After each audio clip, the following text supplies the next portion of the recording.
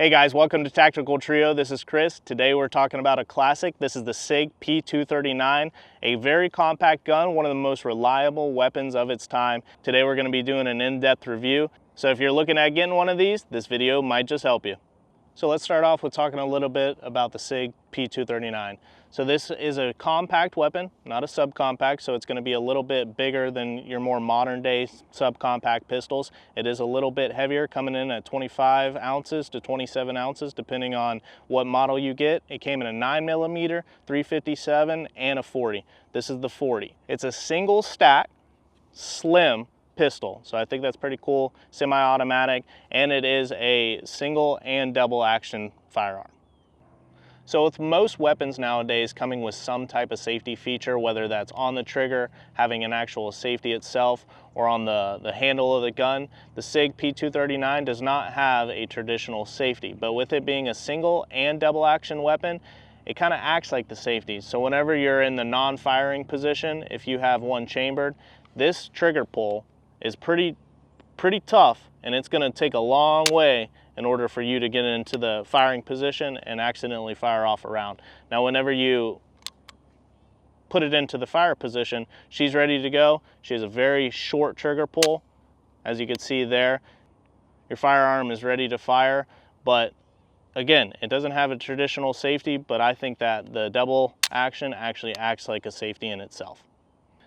Now as far as the trigger build quality goes, I'm not a huge fan of the trigger itself. Whenever it's in the firing position, it does have a really nice feel to it, which that's where you're going to be firing most of the time.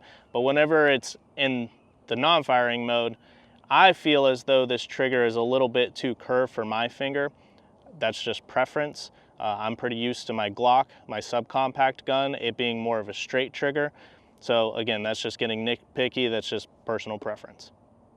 All right, so keep in mind, this gun was made in the mid-90s when we made things really quality. And I tell you what, Sig did not compromise whatsoever. This has a stainless steel slide with a nitron finish, an aluminum alloy body to help with the weight reduction a little bit because it was supposed to be a carry gun.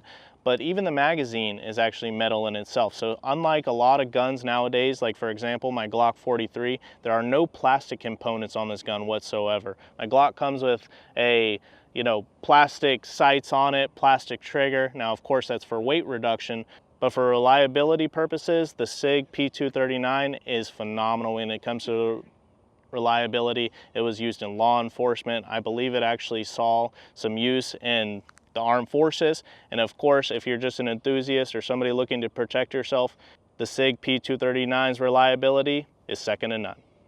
All right, so this firearm is really good for somebody with smaller hands. I personally have smaller hands and it fits really well. I don't feel like the firearm is gonna fall out of my hand, slip out of my hand. It has a really good placement for my trigger finger. It is a single stack weapon, so Sig actually made the grip of this gun a lot skinnier than your traditional firearms. So when you compare them to what you would get now in a subcompact or even a compact, the grip is going to be a lot wider with those double stacks.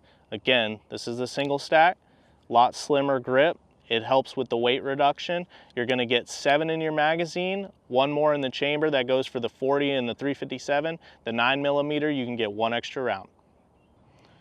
Now, a lot of people ask themselves nowadays, is the Sig P239 still a good option for a carry weapon?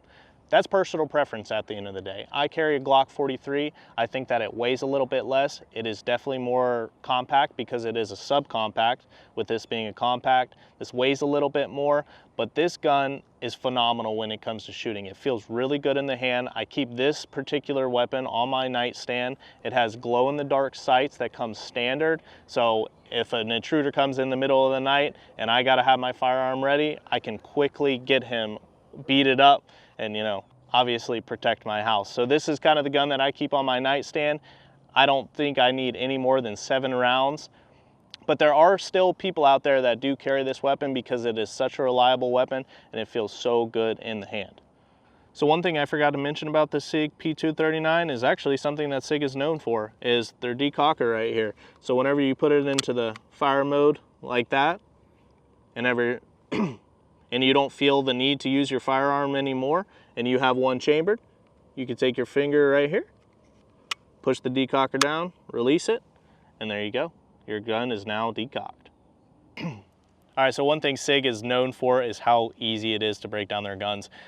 All you have to do to break down the P239 and get to cleaning is rack your slide, just like so. Pull this trigger down,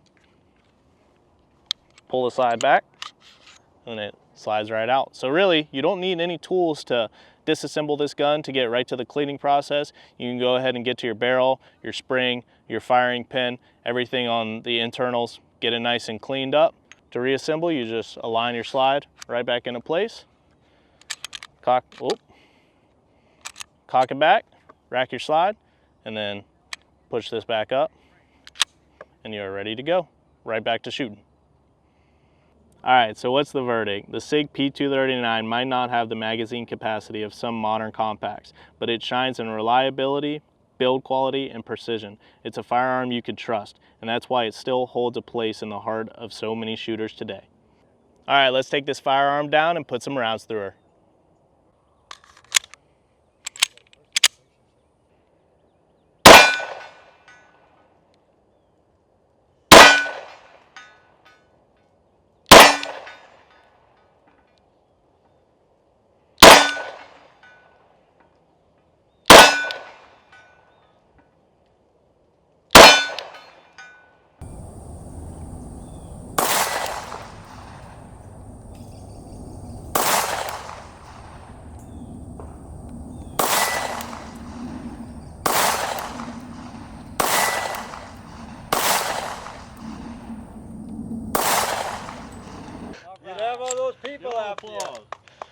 All right guys, so one complaint that I do have about the Sig P239, it's not really a complaint for all, just for me. So when I grip this gun, as you can see, I tend to hold my thumb right here where the rack slide is.